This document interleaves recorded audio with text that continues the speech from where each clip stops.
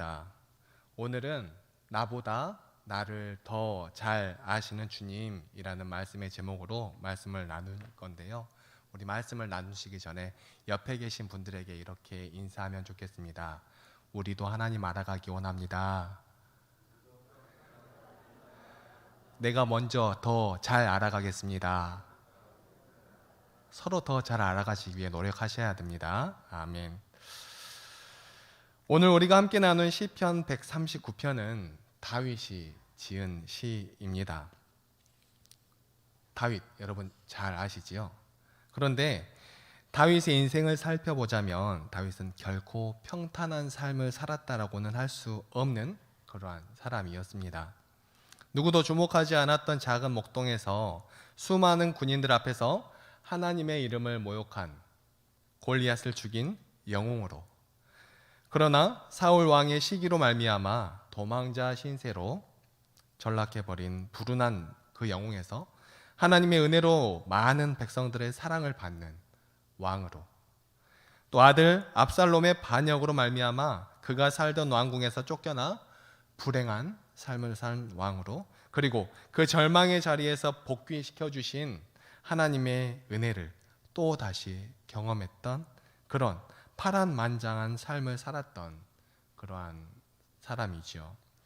인생의 커다란 파도 앞에서 다윗은 다윗 자신보다 자신을 더 잘 아시고 자신의 삶을 보다 완벽한 길로 인도해 주시는 하나님을 경험했던 그 경험을 고백한 시입니다. 다윗은 시편 139편 1절에서 이렇게 고백합니다. 여호와여, 주께서 나를 살펴보셨으므로 나를 아시나이다. 아멘. 여기서 살펴보셨다라는 말의 원어는 하카르타니라는 단어입니다. 이 단어는 감찰하셨다라는 뜻을 가지고 있는데요. 무슨 뜻입니까? 자세하게, 정확하게 조사해 보셨다, 그런 뜻을 가지고 있는 것이지요. 따라서 나를 아시나이다 라고 말로는, 우리나라 말로는 조금 편안하게 썼지만 깊은 뜻을 가지고 있지요. 자세한 감찰과 조사 결과로 나의 모든 것을 아신다 하는 뜻을, 그런 의미를 가지고 있는 것입니다. 우리는 오늘 말씀을 통하여 중요한 사실을 깨달을 수 있습니다. 그것은 바로 나보다 나를 더욱 더 잘 아시는 분이 계신다라는 사실이죠. 우리는 살면서 모든 일을 기억하고 살아가지는 않습니다. 중요하지 않다고 생각되는 그러한 일은 별로 신경도 안 써서 내 삶에 어떠한 의미도 없이 지나가 버리기도 하죠. 그런데 우리 하나님이 나를 아시나이다 하는 그 말씀은 나의 일거수일투족을 알고 계시고 또 나의 모든 것에 관심이 있으시다 하는 그러한 뜻인 것입니다. 다윗은 그 사실을 알았다 하는 것이죠. 여러분, 사실 일거수일투족을 안다라는 그러한 말이 별로 좀 좋게 받아들여지시지는 않죠. 조금 꺼림직하지 않습니까? 일거수일투족이라는 말은 보통 책 잡는 일, 그런 책 잡을 때 쓰는 그러한 말 같기도 하고 그렇지 않습니까? 우리 사람들은 보통 남의 일에 별로 신경을 안 씁니다. 다른 사람이 무엇을 하든 별로 관심이 많이 없지요. 그런데 저 사람이 조금 꼴보기 싫어. 그러면 어떻게 합니까? 그때부터 저 사람을 탐구하기 시작합니다. 뭐 흉볼 거 없나? 뭐 책 잡을 거 없나? 그래서 저 사람이 까딱 하나만 잘못하기만 하면 뭐 합니까? 이제 열심히 뭐가 굴러가죠? 우리 입안에 있는 뭐가 막 열심히 굴러갑니다. 그런 거죠. 그렇게 일거수일투족을 캐내곤 합니다. 털어서 먼지 하나 안 나는 사람이 없다고 책 잡기 위해서 탈탈 텁니다. 검찰이 많이 그렇게 하죠. 또 국회에서 청문회 같은 것을 할 때도 그렇게 하죠. 아무튼 그렇게 누군가를 흠집내려고 또 어떤 사람의 모든 것을 알려고 노력하는 것이 우리 사람이라는 것입니다. 그런데 여러분, 우리 하나님이 우리의 일거수일투족을 아신다 그랬죠? 여러분, 그런데 걱정하지 마시기 바랍니다. 우리 하나님께서는 우리들을 책 잡으려고 우리들의 일거수일투족을 살피시는 분이 아니시기 때문입니다. 맞죠? 네. 왜 우리의 일거수일투족을 살피실까요? 우리들을 너무나 사랑하시기 때문에 그렇습니다. 여러분 주위를 한번 둘러보십시오. 주위를 저만 바라보지 마시고 옆을 한번 보시라니까요. 하나님께서 사랑하시는 영혼들이 많이 앉아 있습니다. 소중한 영혼들이 앉아 있지요. 그렇죠? 소중하게 대해 주셔야 합니다. 아멘. 나보다 나를 더 자세하고 정확하게 그렇게 알고 계시는 분이 나보다 나를 더 사랑하시는 우리 하나님이심을 우리는 깨달을 수 있습니다. 예수님은 누가복음 12장 7절에서 이렇게 말씀하십니다. 너희에게는 심지어 머리털까지도 다 세신 바 되었나니 두려워하지 말라. 아멘. 여러분 혹시 여러분의 머리카락이 몇 개인지 아시는 분이 있으신가요? 머리카락은 너무 많아서 조금 어렵지요. 그러면 조금 쉽게 가보실게요. 여러분 손톱 몇 개냐고 물어보실 줄 알았죠? 여러분 오른쪽 손의 검지손가락 손톱이 몇 센티미터일까요? 모르죠. 어떻게 합니까? 모르겠죠? 그렇게 간단한 것도 모릅니다. 그렇죠? 그런데 우리 하나님께서는 우리의 머리카락까지도 세시는 파악하고 계시는 그러한 분이시라는 것입니다. 나 자신조차도 파악하지 못하는 우리 어떠한 부분까지도 우리 하나님께서는 세심하게 이미 알고 계심을 말씀해 주고 계십니다. 왜 그것을 우리에게 말씀해 주실까요? 당연히 내가 너희에게 그만큼이나 관심이 많다. 내가 너희를 그만큼 사랑한다. 라는 뜻이겠죠. 오늘 우리가 함께 나눈 시편 139편을 통해 다윗이 고백한 나보다 나를 더 잘 아시는 주님은 우리의 무엇을 더 잘 알고 계시는지 말씀을 통해 함께 나눌 때에 하나님의 놀라운 은혜가 우리 안에 충만하기를, 그리고 이 다윗의 인생의 고백을 묵상하며 오늘날을 살아가는 우리도 또한 우리를 가장 완전한 길로, 완벽한 길로 인도하실 하나님을 의지하길 소망하며 나아가는 이 믿음의 고백하는 시간이 되시기를 간절히 소망합니다. 첫 번째로 하나님께서는 나의 생각을 나보다 더 잘 알고 계십니다. 본문 2절에서 이렇게 말씀하십니다. 주께서 내가 앉고 일어섬을 아시고 멀리서도 나의 생각을 밝히 아시오며. 아멘. 이 말씀을 표준 세번역에서는 이렇게 번역하고 있습니다.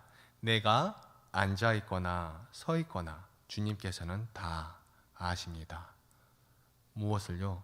멀리서도 내 생각을 다 알고 계십니다. 그러니까 이 말의 뜻은 그런 뜻입니다. 내가 앉아서 하는 생각이나 서서 하는 생각이나 또 내가 멀리 있을 때라도 그 어떠한 때라도 하는 그 모든 생각을 하나님께서 다 아신다는 것입니다. 다윗이 체험한 하나님은 그런 하나님이시라는 것입니다. 나의 모든 것을, 나의 모든 생각을, 나의 모든 생각과 마음을 다 꿰뚫어 보시고 밝히 아시는 하나님이시라는 것입니다. 내가 어떠한 상황 가운데 있다 하더라도 하나님은 나를 이해하시고 나의 상황에 대해 잘 알고 계신다라는 그러한 고백이지요. 그런데 우리나라 속담 가운데 이런 속담이 있습니다. 10길 물속은 알아도 뭘 몰라요? 다 아시면서 모른 척 하시죠. 한 길 사람 속은 모른다. 그렇습니다.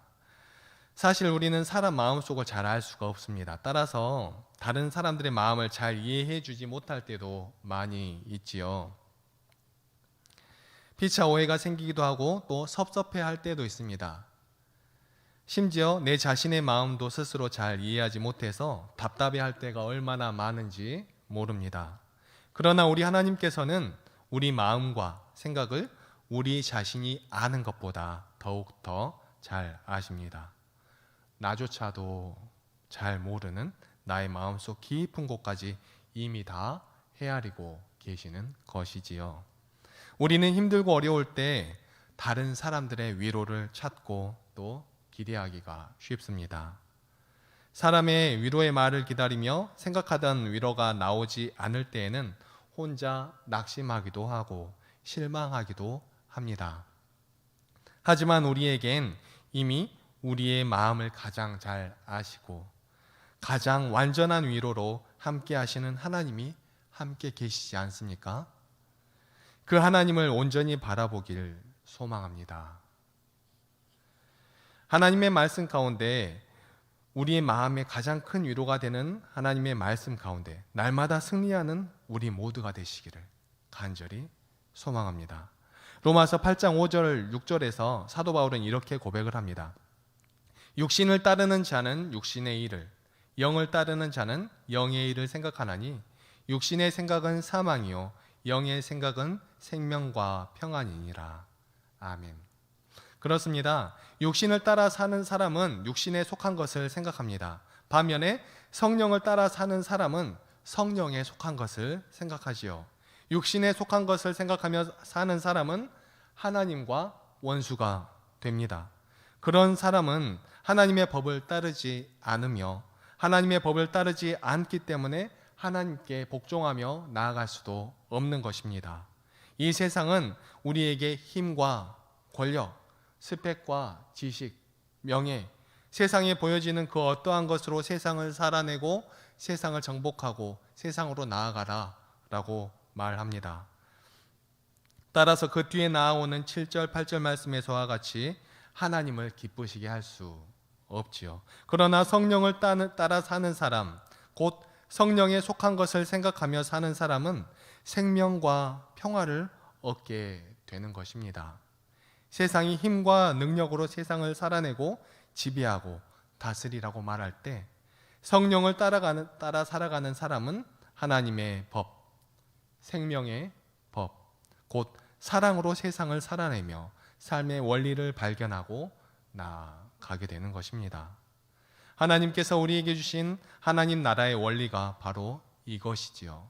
너희가 가진 지식과 재물과 어떠한 힘과 다른 어떠한 그 무엇으로 세상을 살아내라고 말씀하시는 것이 아니라 내가 너희를 사랑하는 그 사랑으로 이 땅을 정복하고 다스려라 말씀하시는 것입니다.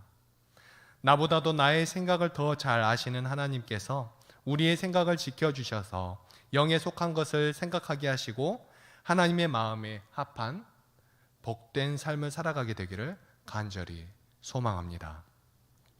두 번째로 하나님께서는 나의 행위를 나보다 더 잘 아십니다. 시편 139편 3절에 다윗은 이렇게 고백합니다. 나의 모든 길과 내가 눕는 것을 살펴보셨으므로 나의 모든 행위를 익히 아시오니. 아멘. 다윗이 체험한 하나님은 다윗의 모든 길과 눕는 것까지도 살펴보시고 그의 모든 행위를 자세히 아시는 그러한 하나님이십니다. 여기서 나의 모든 길과 내가 눕는 것을 살펴보셨으므로 라는 말은 내가 걸어갈 때나 나의 걸어갈 때나 누웠을 때나 나의 일거수일투족을 환히 다 아신다는 그러한 뜻을 가지고 있습니다. 우리 하나님께서는 우리 마음과 생각을 밝히 아실 뿐만 아니라 우리의 모든 행위를 이미 알고 계십니다. 여러분, 괴테 아시지요? 괴테가 이런 말을 했습니다. 몸가짐은 각자의 자기의 모습을 비치는 거울이다. 사람의 행위를 보면 그 존재를 알 수 있다는 뜻을 가지고 있습니다. 그렇습니다. 사실 우리는 그 사람의 인격이나 성격, 믿음이나 사랑 등을 잘 알 수는 없지만 그 사람의 행위를 통해서 그 사람의 됨됨이를 부분적으로 알게 됩니다. 그러나 우리 하나님께서는 우리의 행위와 행실을 우리 자신이 아는 것보다 더욱더 잘 아시는 그런 분이십니다. 두 날개로 유명한 김성곤 목사님의 저서 복의 통로에 나온 어느 미국의 중년 부부의 이야기가 있습니다. 아내의 시력이 너무 나빠서 눈을 수술을 했는데요. 그만 실명하고 말았습니다. 아내가 직장을 다니고 있어서 직장을 계속 다녀야 되는데 그 일도 일이지만 당장 출퇴근을 하려면 눈이 안 보이는데 어떻게 출퇴근을 하겠습니까? 그게 가장 큰 문제였죠. 그래서 매일같이 남편은 아내를 직장까지 출퇴근시켰다고 합니다. 그리고 하루 일과가 끝나고 나면 다시 집까지 데리고 왔습니다. 그러던 어느 날 남편은 아내에게 이제는 혼자서 출근하라고 이야기합니다. 그 말을 들었을 때 아내는 남편의 사랑이 식었다고 너무나 슬펐습니다. 섭섭하다 못해 배신감마저 느꼈다고 합니다. 그렇지만 이를 악물고 살아야겠다고 결심한 후에 다음 날부터는 혼자 출근을 하기 시작했습니다. 눈이 보이지 않는데 지팡이를 짚어가며 사람들에게 물어가며 이쪽으로 가면 많은지 그 동선을 따라서 버스를 타고 내리면서 넘어지기도 하고 울기도 하면서 혼자 다니는 훈련을 했습니다. 그리고 그런 생활이 어느 정도 익숙해지고 2년 정도의 시간이 지난 어느 날 버스 운전기사가 이런 말을 합니다. 부인은 참 복도 많으십니다. 무슨 말일까요? 지금 눈도 안 보여가지고 힘들게 혼자 왔다 갔다 하는 그 부인에게 복이 많다니요. 이런 것입니다. 뒷말. 매일 남편이 버스에 함께 앉아 있어주고 부인이 직장 건물에 들어가는 그 순간까지 지켜보다가 보이지도 않는데 등 뒤에서 손까지 흔들어주며 격려를 해주니까요. 이 말을 들은 아내의 마음은 눈 녹듯이 녹아내리면서 울음을 터뜨리고 말았습니다. 사람들은 때때로 자신의 고난의 때에 침묵하시는 하나님을 원망하기도 합니다. 그러나 그때에도 하나님은 나의 행위를 살펴보십니다. 남편이 아내를 묵묵히 뒤에서 지키고 함께하고 응원했던 것처럼 하나님은 우리의 모든 삶을 바라보시며 우리의 삶을 지켜주고 인도하고 보살펴주고 계시는 것입니다. 신명기 5장 32절에서 33절 말씀입니다. 그런즉 너희 하나님 여호와께서 너희에게 명령하신 대로 너희는 삼가 행하며 좌로나 우로나 치우치지 말고 너희 하나님 여호와께서 너희에게 명령하신 모든 도를 행하라. 그리하면 너희가 살 것이요 복이 너희에게 있을 것이며 너희가 차지한 땅에서 너희의 날이 길리라. 아멘. 하나님의 말씀을 순종하지 않는 사람은 그 모든 행위를 감찰하시는 하나님 앞에 불안과 두려움을 면치 못할 것입니다. 그러나 하나님의 말씀을 따라 행하는 사람, 하나님의 명령을 순종하는 사람은 생명과 번영과 장수의 복을 받게 되는 것이죠. 나보다 내가 해야 할 일을 해야 할 그러한 어떠한 상황을 더욱더 잘 아시는 그 명령이 바로 이 말씀 안에 담겨져 있는 것입니다. 우리가 하나님의 말씀을 가까이 해야 하는 이유는 바로 여기에 있는 것이죠. 우리가 해야 할 일, 행해야 할 모든 행위를 우리보다 더 잘 아시는 하나님의 그 명령에 따르는 삶을 살아가기 위해서 우리는 더욱더 하나님의 말씀을 가까이 해야만 하는 것입니다. 나보다 나를 더 잘 아시는 하나님의 말씀에 날마다 순종함으로 더 큰 하나님의 복을 누리는 우리 모두가 되시기를 간절히 소망합니다. 세 번째로 하나님께서는 나의 말을 나보다 더 잘 아십니다. 시편 139편 4절에 다윗은 이렇게 말합니다. 여호와여 내 혀의 말을 알지 못하시는 것이 하나도 없으시니이다. 아멘. 이 말씀을 우리말 성경에서는 이렇게 번역하고 있습니다. 오 여호와여 내가 말을 혀에 담기도 전에 주께서는 그것마저도 다 아십니다. 다윗이 말할 것을 아직 입 밖으로 내기도 전에 이미 다 알고 계신다 하는 그런 뜻이죠. 다윗이 체험한 하나님은 내가 입을 벌리기도 전에 내가 무슨 말을 할지 이미 다 알고 계시는 그러한 주님이셨습니다. 이는 하나님의 전지전능성에 대한 표현으로서 이미 우리 마음의 생각까지도 꿰뚫어 보고 계시는 하나님께서는 우리가 말하기도 전에 말하려고 혀에 담기도 전에 무슨 말을 할 것인지 앞서 알고 계신다 하는 그러한 뜻이죠. 여러분 파스칼 아시죠? 괴테도 아시고 파스칼도 잘 아시죠? 그 파스칼이 이런 말을 했습니다. 친절한 말은 비용이 들지 않지만 생각보다 많은 것을 성취한다. 친절한 말은 다른 사람을 감화하여 사람의 영혼 속에 아름다운 이미지를 만든다. 그렇습니다. 사실 우리는 남들이 나에게 친절한 말을 해주기를 원합니다. 그렇죠. 여러분들에게 따뜻하게 말해주기를 원하지 거친 말 하기를 원하는 사람은 없을 것입니다. 그런데 친절한 말을 들으면 어떻습니까? 기분이 좋고 또 사기도 높아집니다. 반대로 불친절한 말을 들으면 자존심이 상하기도 하고요. 또 자신감을 잃게 되기도 합니다. 친절한 말을 많이 듣기도 하고 많이 하는 우리 성도 여러분 되시기를 간절히 소망합니다. 우리가 그런 사람이 되자는 것입니다. 그리하면 나의 말을 나보다 더 잘 아시는 하나님께서 말이 씨가 되는 그러한 복을 주실 것입니다. 독일에 혀암에 걸려서 혀를 잘라야만 하는 환자가 있었습니다. 의사가 혀가 잘리기 전에 최후로 한마디를 남길 말이 없느냐라고 물어보았습니다. 그러자 그 환자는 고민을 합니다. 마지막으로 말을 하라는데 무슨 말을 할까 고민을 많이 합니다. 여러분 같으면 어떤 말을 하시겠습니까? 내일부터, 아니 조금 후부터 당장 말을 못한다는데 나는 무슨 말을 남겨야 할까? 너무 고민이 되겠죠. 한참 동안 말을 하지 않고 그는 생각에 깊이 잠겨 있었습니다. 주위에 둘러서 있던 사람들도 그의 마지막 한마디가 무엇일까 생각하며 그의 입술을 주목하며 보고 있었습니다.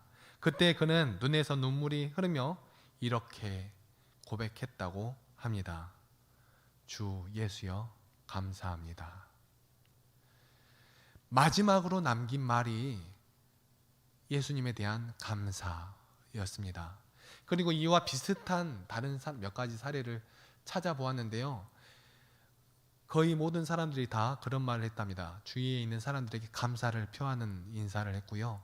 또 예수님에게 감사하다는 그러한 인사를 했고요. 또 자기 지인에게 그런 말을 했답니다. 당신이 있어서 행복했어. 당신이 최고야. 고마워. 사랑해. 그러한 말을 했다는 것입니다. 여러분, 우리는 어떠한 말을 입에 담고 살아가고 있습니까?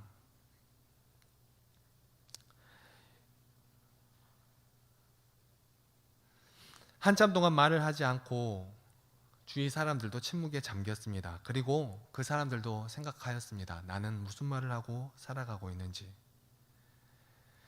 골로새서 4장 6절의 말씀입니다. 너희 말을 항상 은혜 가운데서 소금으로 맛을 냄과 같이 하라. 그리하면 각 사람에게 마땅히 대답할 것을 알리라. 아멘.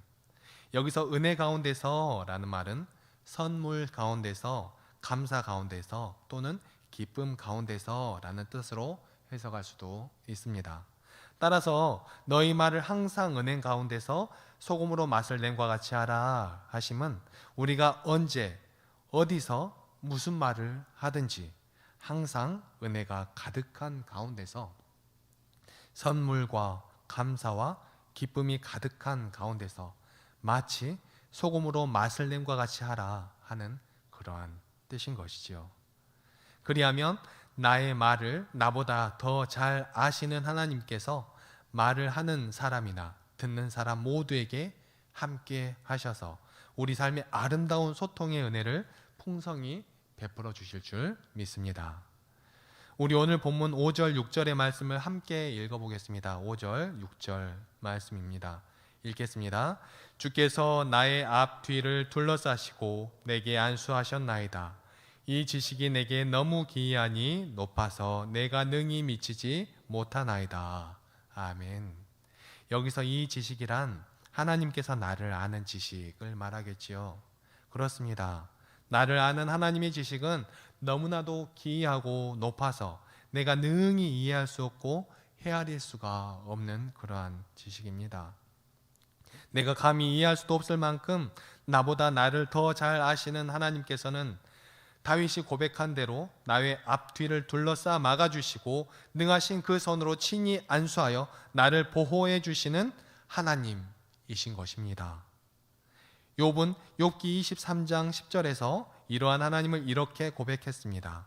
그러나 내가 가는 길을 그가 아시나니 그가 나를 단련하신 후에는 내가 순금같이 되어 나오리라.